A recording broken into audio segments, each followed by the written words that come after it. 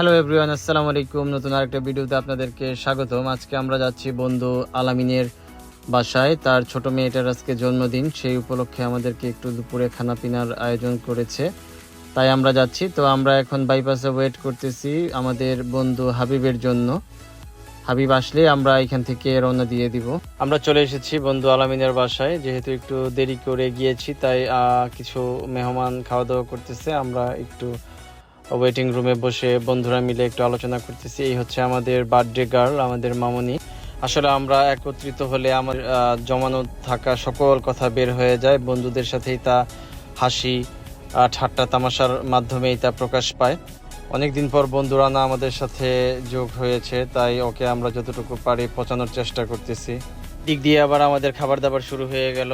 শসা নিয়ে আসলো, রোস্ট নিয়ে আসলো এবং সর্বশেষ আমাদের গরুর তেহারি নিয়ে আসলো। তো আমরা সবাই